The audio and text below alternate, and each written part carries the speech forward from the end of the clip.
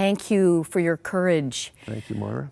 You're going to be telling a story you couldn't even think about, never mind talk about, for 47 years. Yes. Tell us about that. Well, you say it's a 30-year valley of the shadow of death. It's true. I was raised in a family that had come here as refugees in 1951, born in 55. My dad was an angry man. We believe that he had PTSD.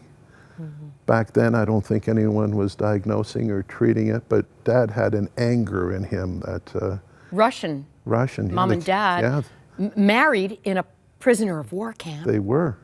That's where they met. Wow. Who knows what abuses they experienced? My dad was a prisoner of war from, he fought at Stalingrad. And Mom, with her mother and sister and my brother Tony, had been taken prisoner in Leningrad and then moved to Germany during the war. And so they got here in 51, and Dad was just an angry man that I guess I was his whipping boy. Like a piñata. And when Dad lost his cool, there was just no filter. There was no off button. Truly brutal. It was brutal, yeah. And so we lived with that for many years. And age 11? Age 11, I had a beating that was so severe. And after the beating, my dad had me strip. And we had a room in our house where the furnace was. And he put me in that room, shut off the light, and I had to stay there. It seemed like forever. And it was like a gasket blew in my brain that day, and I had decided that I was going to leave home at age 11. And I did. I packed my bag that night. There was an old suitcase that Mom and Dad had, cardboard suitcase that I packed, left it at the side of the house, and in the morning when looked like I was going to school, instead I went to the bus, and I ended up going to Yorkville, that I had seen a few times with my older brother. All the hippie generation was starting. And I thought that I was going to go to Yorkville and find a new family. Instead, you found a pedophile. I did. Age 11, I'm standing on the street with my little suitcase, hoping that I would find somebody that, thinking maybe I could find a commune, that somebody would take me in and look after me. And this man kept coming to me, and I was, chasing him away the first few times, and he said, "Look, maybe I can help you." And he went to the phone booth and pretended to make a call, and he said he knew two sisters that were nurses that were part of a commune, and they had agreed to take me in, and he would take me to them. And instead of taking me to them, he took me to his apartment in North Toronto, and I was brutally raped. This violation would lead to a cascade of just erosion. Absolutely. In your life. I'm going to fast track a little bit here. By 13, drugs, alcohol, sex, a drug dealer in grade 8. Yes. You were shooting up at 17. Yes. You ended up in Montreal, so young. Code blue, you had an overdose. I did. That thankfully you survived. I survived, and when all these things were happening to me, I was angry at myself. I was very angry at my father. I was angry at God. Where's God? It's like, for a poker player, it's like you get dealt a bad hand. Yeah. And I had been dealt a bad hand. Nothing to deserve it. No. And so I was angry at God. But he was there. And I found out years later that I was never alone. He was always there.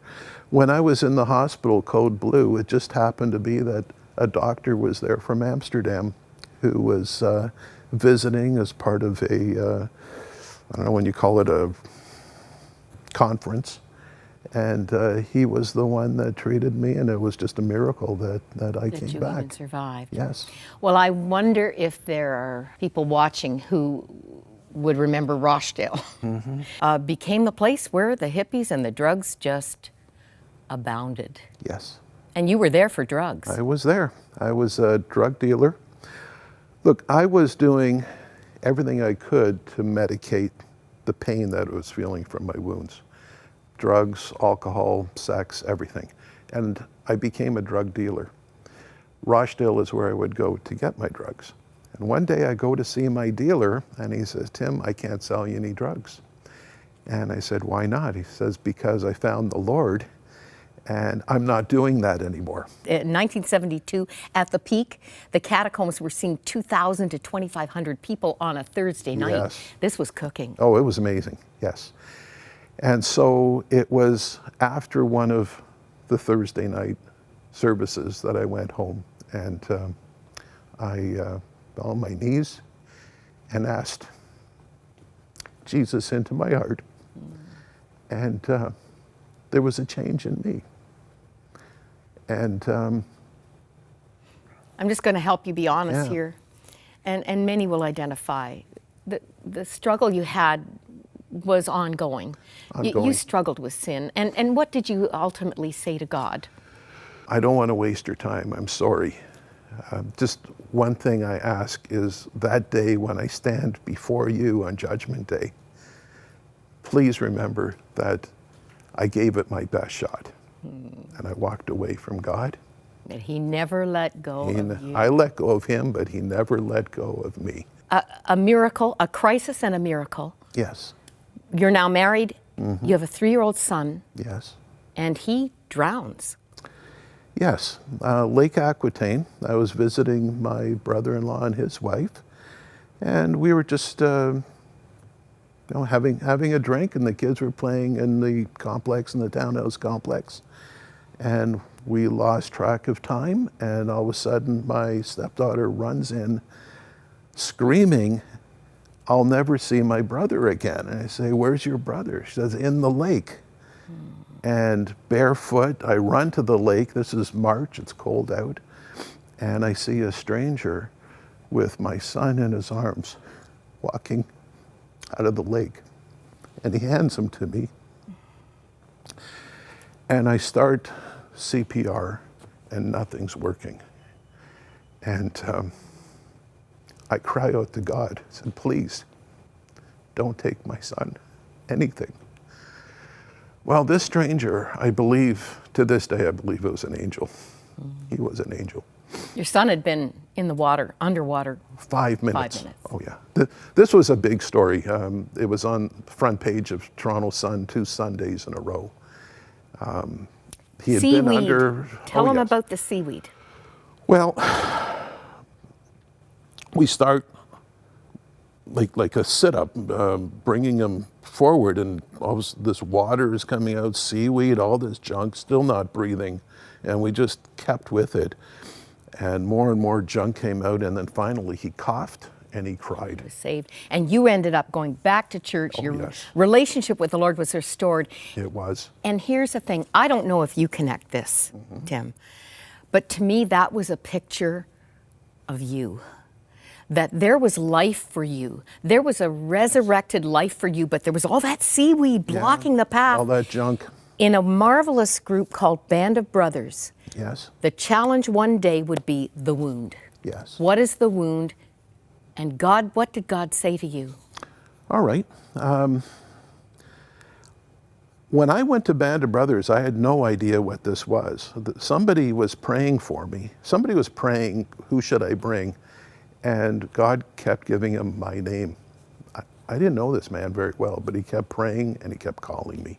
And finally he wore me down, and next thing I know, I'm driving to Ottawa to this Band of Brothers retreat, boot camp, we'll call it. And I knew at that point that something was wrong, and there was a wound that I was carrying. And so afterwards, there were small groups that started. It was in the small group that we were about to go into that chapter of the wound. And it was the night before the small group that I had an encounter with God where he came to me in the middle of the night.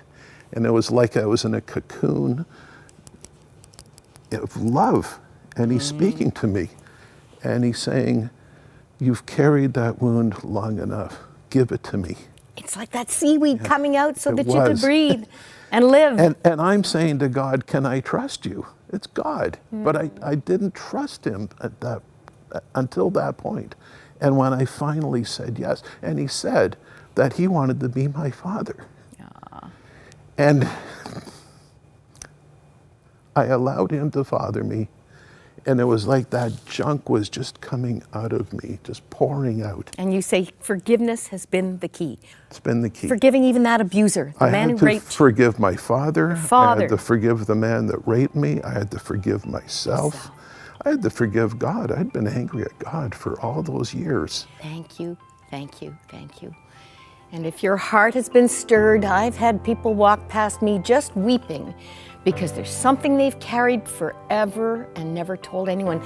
We have people who are confidential, caring, compassionate, and waiting to listen to you, to pray for you. This could be your day of liberation.